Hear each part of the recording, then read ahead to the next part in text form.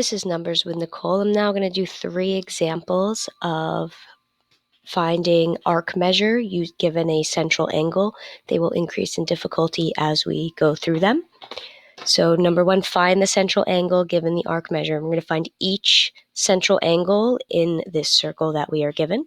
So we know that a central angle has vertex on the center, so all of these are central angles. And we also know that the central angle is equal to the measure of the intercepted arc when it's a central angle. So we know this angle is 120 degrees.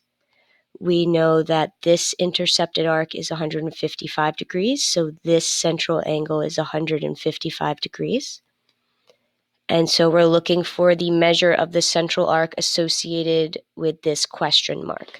So how are we going to figure that out? Well, all of these central angles, none of them overlap. And so they must sum to 360. The total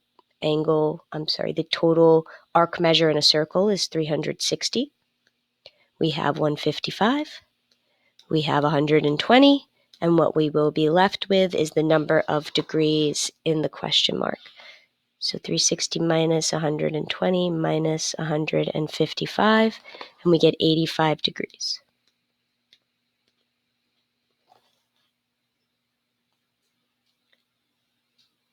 Model number 2, we're going to find the measure of arc FCD. FCD. Okay, so that's what we want to find, how many degrees are in that arc measure. And we have diameters FC and EB, right, all drawn from that center. So why is that important to know that those are diameters? The reason that we know that it's important is diameters create 180.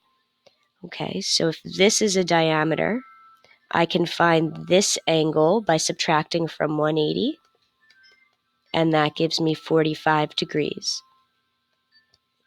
I can do the same thing for FC to find this other angle, but since EB is a straight line and FC is a straight line, both of them are diameters. I meant to write that up here, but that's part of this question.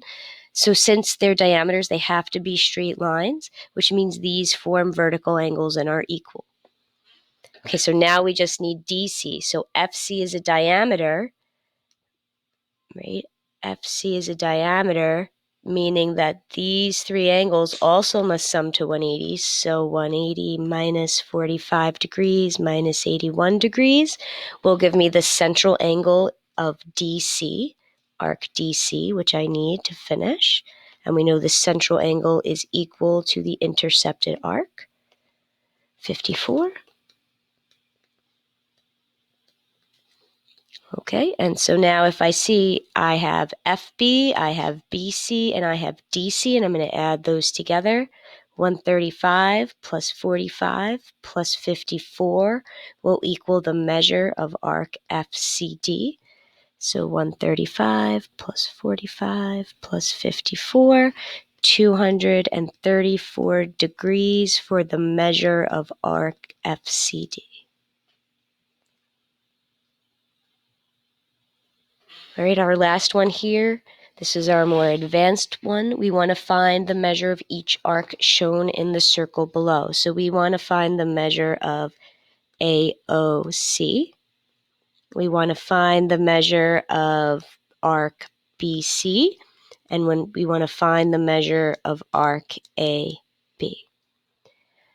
All right, well, AOC is a diameter. So that's going to be 180 degrees. So we're done with that one. And now how am I going to figure out the rest of them? Well, if this is circle O, I know that OA is congruent to OC is congruent to OB. How do I know that? Well, they are all radii of the same circle, and so they all must have the same length. All right, so how does that help me? Well, I need to get one of these central angles so that I can get these arc measures. So I'm going to look at this triangle right here. I notice that this triangle has 2 equal sides. That makes it isosceles. So that means that angle Y is also 15 degrees. And now I can get the measure of angle BOC because triangles have to sum to 180. So 180 minus the two 15-degree angles would be 180 minus 130, which is 150 degrees. So since the measure of angle BOC is 150, I know the arc measure of BC is 150 degrees because the arc measure equals the measure of the central angle. And now we can get AB. I can either use the fact that all of these arc measures are going to sum to 360, or I can use the fact that this angle marked X in here and the 150 form a straight line, and straight lines have to sum to 180. So 180 minus 150 is going to give me 30 degrees for angle X, and that means it's going to give me 30 degrees for the arc measure of AB.